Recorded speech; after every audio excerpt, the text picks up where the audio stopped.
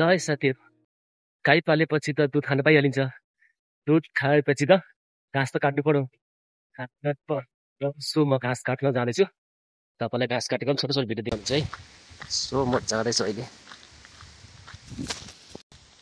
So अहिले चैत वैशाख लागिरहेछ, एकदम हावा हुँदो रहेछ।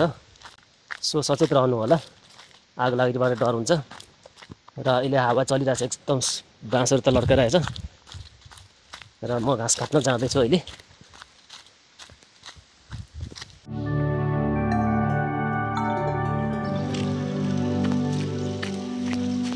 सो पूर्वतिर लिम्बूको बाहुल्यता भएको हुनाले सो ठाउँको नाम पनि लिम्बू भाषामा हुनुहुन्छ।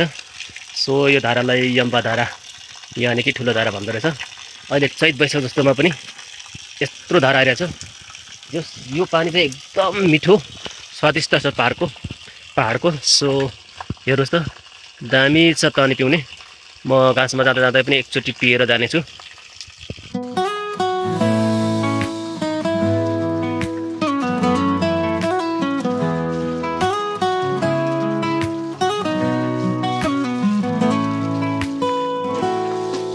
눈이 비나요 많은 수는 사늘하듯 달아 흐르찬 तरह उज्यालो चाहिँ पिन। यो धाराको पानी चाहिँ A1 दामी मिठो छ। यस मिनरल वाटर भन्दा दामी यस पहाडी इलाकाको पानीको नै स्वादिष्ट हुने गर्दछ। तिमी बिना यो जिन्दगानी सुपनाहरू। र म ओह्रालो लागेँ घाँस काट्नलाई। यहाँबाट लगभग तपाईँको 5 मिनट जति लाग्छ होला, 5 मिनट जति लाग्छ होला।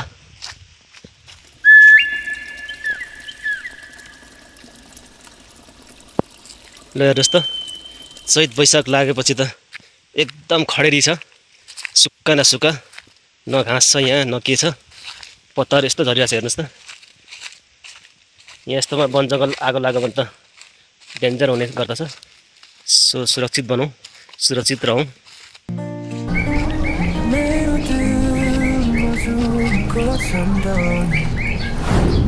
तपाईँलाई थाहा छ यो बिसाउने ठाउँलाई?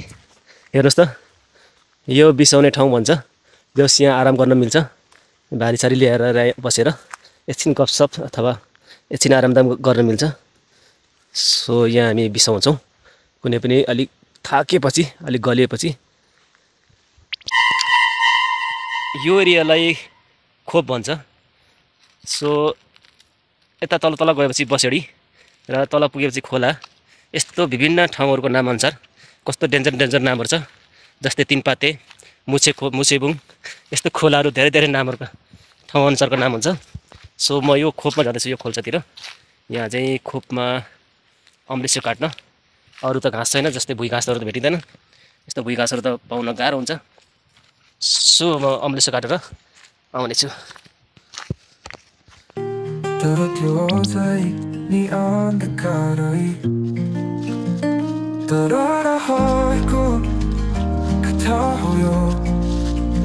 तिमीसँगै बिताएको समय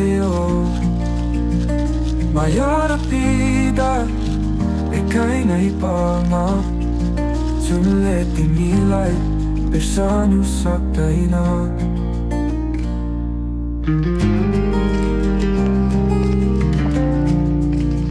अहिले त जङ्गलमा पनि यस्तो बाटो खोलिएको छ। सो यो बाटो चाहिँ विशेष गरेर लकडी लानेहरूले बनाएको। सो हामीलाई दाउरा ओसार्न पनि सजिलो भएको छ यो बाटो भएर।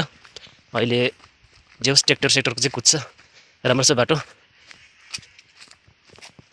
र म खोप आइसकेँ र म यो साइडमा काट्ने कि घाँस पल्लो साइडमा काट्ने भनेर सोचिरहेको छु। सो मैले पहिलेदेखि नै त्यहाँ काटिरहेको हुनाले त्यतैतिर जानेछु। यो चाहिँ खोप एरिया यसलाई भन्छ। ल हेर्नुहोस् त, यत्रो ठुलो ढुङ्गा छ यहाँ। यो ढुङ्गा चाहिँ कहाँदेखि आएको अथवा कहाँदेखि उत्पत्ति भएको?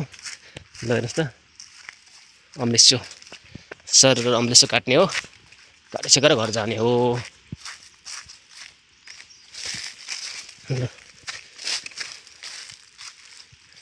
मैले पहिले काटिसकेको यो एरिया चाहिँ अब यता जानेतिर काट्नेछु।